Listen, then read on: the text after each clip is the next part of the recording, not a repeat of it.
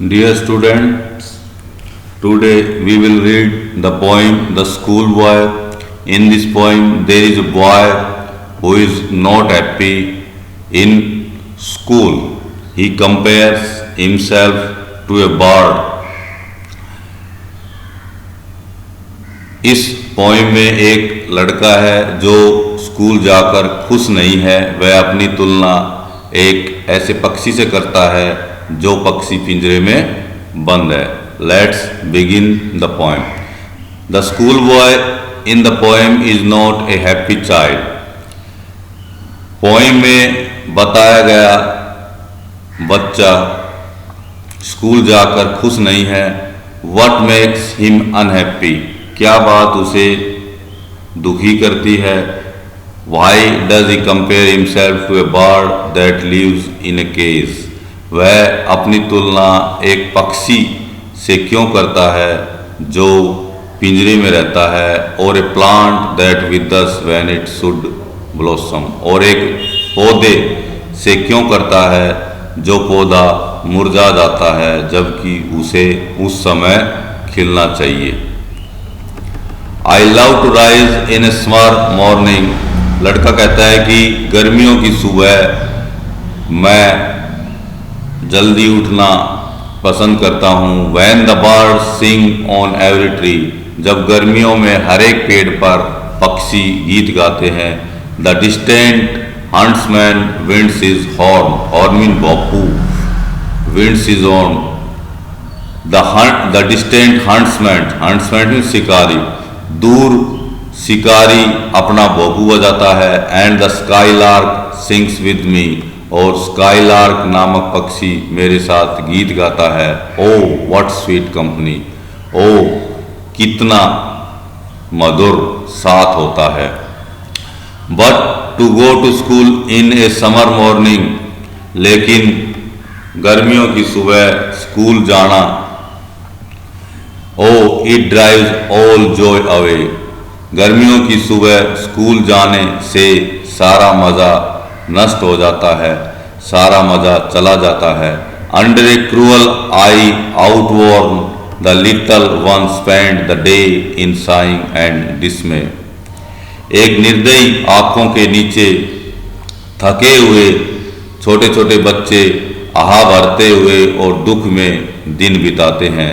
Little once mean छोटे बच्चे। Cruel आई निर्दयी आंख। निर्दयी आंख किसके लिए आया है? अध्यापक के लिए आया है। निर्दयी आंखें अध्यापक की हैं। Then at times I drooping sit and spend many an anxious our.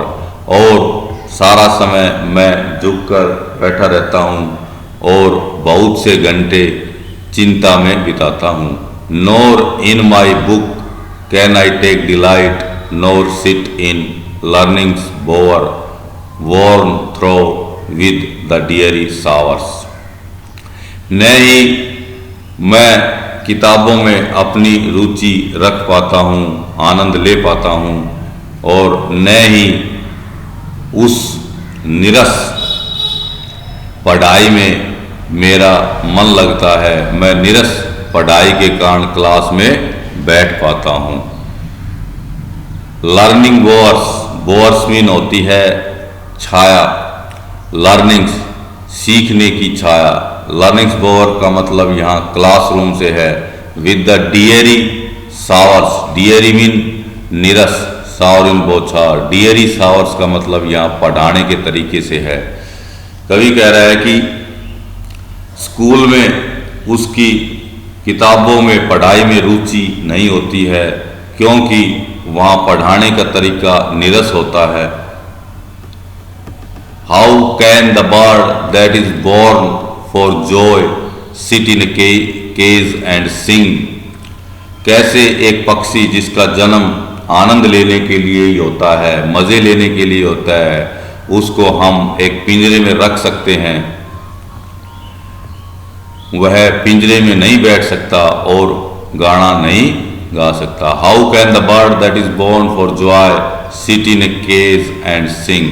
कैसे एक पक्षी पिंजरे में बैठकर गाना गा सकता है जबकि पक्षी का जन्म तो मजे मौज मस्ती और आनंद लेने के लिए होता है। How can a child when fears annoy but droops his tender wings and forget his youthful spring. इसी प्रकार कैसे एक बच्चा आतंक, डर, भय के माहौल में पढ़ सकता है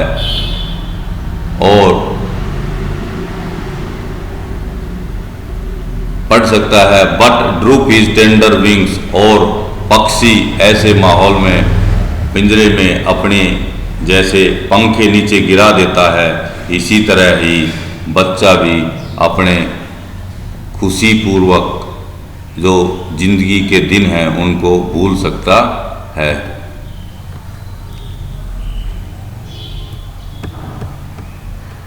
sorry. O father and mother, if birds are nipped and blossoms blown away, and if the tender plants are stripped of their joy in the spring day by sorrows and cares dismay, how shall the summer arise in joy or the summer fruits appear? ओ सुन लो माता पिता, यदि कलियों को तोड़ दिया जाए और फूलों को उड़ने दिया जाए, हवा में फूलों को उड़ने दिया जाए, if the tender plants are stripped off their joy in the spring day, और बसंत के दिनों में यदि कोमल कोमल पौधों को खुशी से वंचित कर दिया जाए, तो किस प्रकार से how shell the summer arise in joy, तो किस प्रकार से गर्मियों में खुशी आएगी, और how the summer fruits appear, और किस प्रकार से गर्मियों में फल लगेंगे।